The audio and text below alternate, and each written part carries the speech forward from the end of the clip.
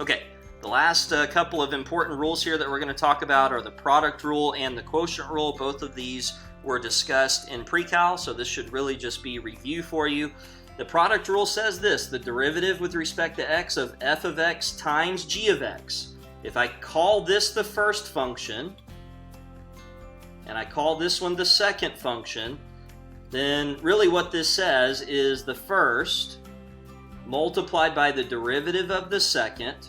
And again, sorry about the stray drawings over there.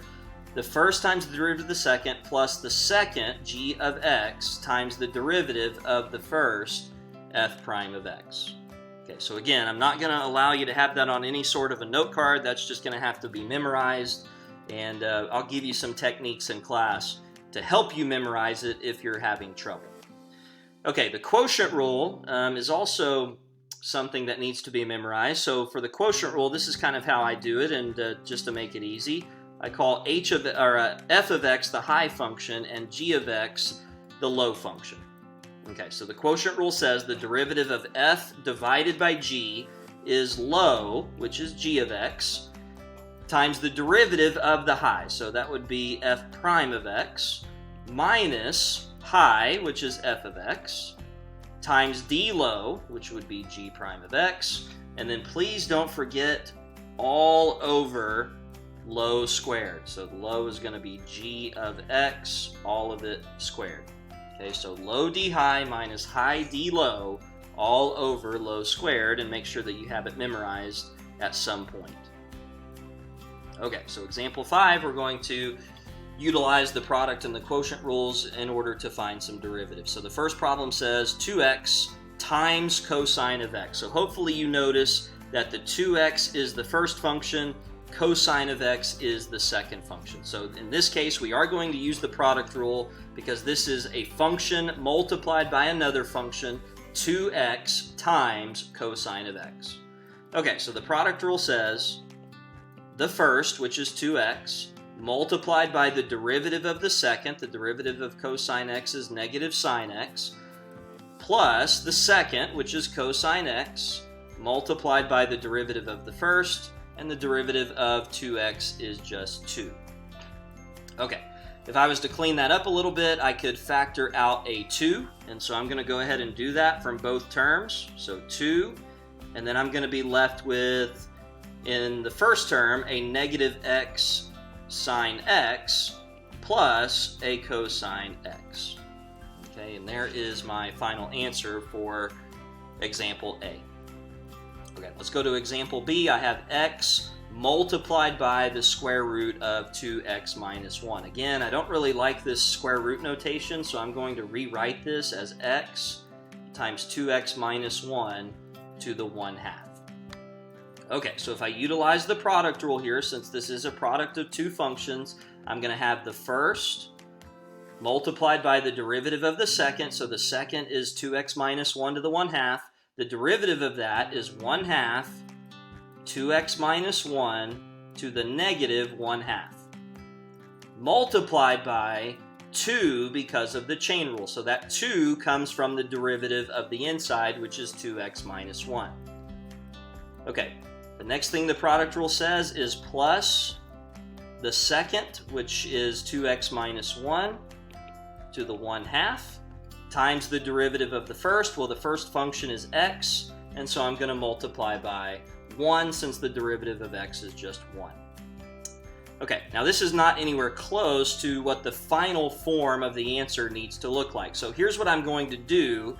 And this is what you should notice. You should notice that both of these terms have a 2x minus 1 in them. So what I'm going to do is factor out a 2x minus 1. Now the question is, how many 2x minus 1s can I factor out? The answer to that question is this: you can only factor out what you have the least amount of. Okay, so if I look at the two exponents here, the two exponents are negative 1/2 right there, and positive 1/2 right there. The smaller exponent is negative 1/2. So that is what I am able to factor out. I put a negative 1/2 right there. Okay, then I see what is left over from both terms. Well, what I noticed from the first term is that the 1/2 and the 2 are going to cancel, so I'm not going to worry about those. So I see what I have left over is x. And then this term right here, the 2x minus 1 to the negative 1/2, was already factored out. So really, the only thing left over from that first term is x. Now, from the second term, this is where it gets a little bit tricky. I started out with a 2x minus 1 to the 1/2. I took away negative 1/2 of those. Okay, so if you think back to elementary school, your elementary school teachers tried to explain subtraction as taking away or adding the opposite, however you want to think about that. So if I add the opposite or I take away negative 1/2 from 1/2, what I'm really doing is adding 1/2 plus 1/2. And so 1/2 plus 1/2, of course, is 1. And so really what I'm left with is just 2x minus 1 to the first power. Okay, and if that doesn't make sense to you, that's okay. I can explain it more to you in person and maybe in a more one-on-one setting. But why don't you verify for yourself? Pause the video if you need to and just multiply back through by the 2x minus 1 to the 1/2 here and just make sure that you end up with what you started. And I think you'll see that that 1 as the exponent right here is correct.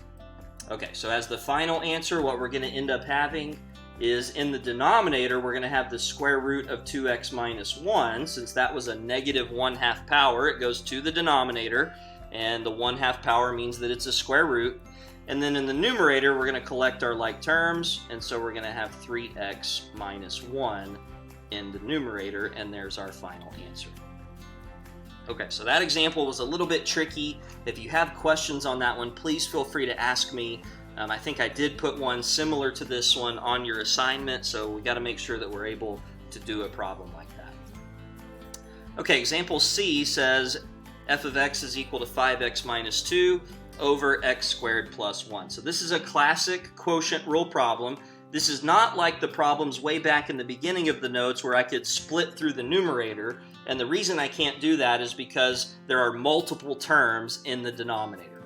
Okay, so what I'm going to have to do is utilize the quotient rule. So f prime of x is equal to low, which is x squared plus 1. And what I want you to notice is that I'm putting that in parentheses, okay, so that I know that everything is going to be multiplied by the derivative of the top. So the derivative of the top is 5, minus high, which is 5x minus 2, times the derivative of the bottom, which is 2x. Okay, so low d high minus high d low, and then all over, please do not forget this part, all over low squared. So that's going to say x squared plus 1 squared.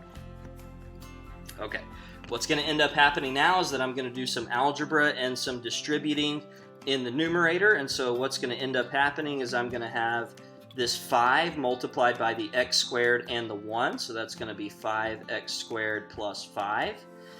And then this 2x is going to get multiplied by both of these terms. And then because this minus sign is right here, I'm going to end up changing the signs of both of those terms.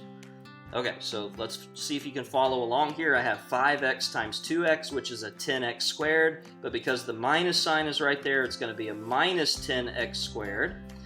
And then if I do negative 2 times 2x, these two terms multiplied together, that's negative 4x. But because the minus sign was right here, it's really going to be a positive 4x.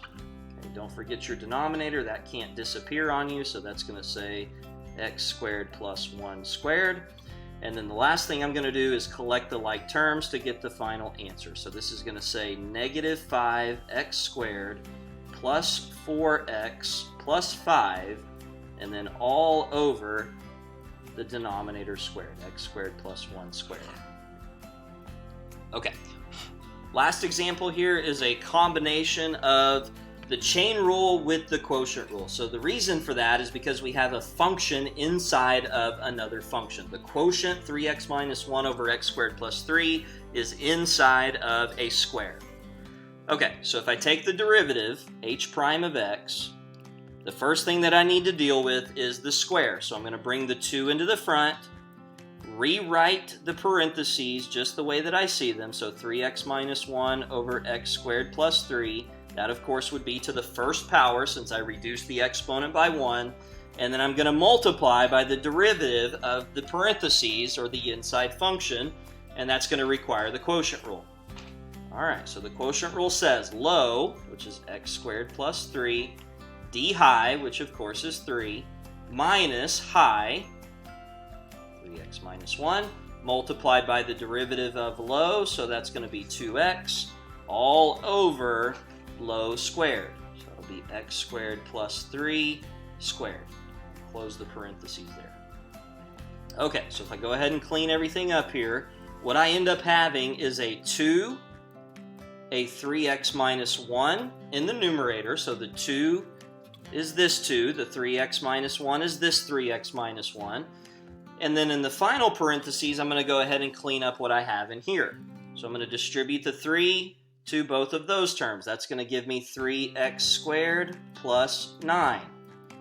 Minus, if I multiply 3x and 2x, that's going to give me 6x squared. And then 2x and minus 1 gives me negative 1, but because there's a minus sign right here, I've got to multiply that by negative 1, so that it ends up becoming positive 2x. Okay, don't forget your denominator, so this is going to be all over. Now the question is, how many x squared plus 3's do I have? So I know that I have that in the denominator, but how many of them do I have? Well, there's one of them right here. Okay, so let me use the highlighter so that you can see that. That's right there. There's one of them. And then there are 2 of them sitting right here. So if I combine those, that's going to give me a grand total of 3 of them. And so that's what the exponent becomes. And then the last thing I need to do is collect the like terms in this final parentheses. That's right here. Okay, so if I collect those like terms, rewrite everything that I have down. So 2 times 3x minus 1. And then multiplied by what? Negative 3x squared plus 2x plus 9 all over x squared plus 3 cubed. Okay, and there is my final answer for that.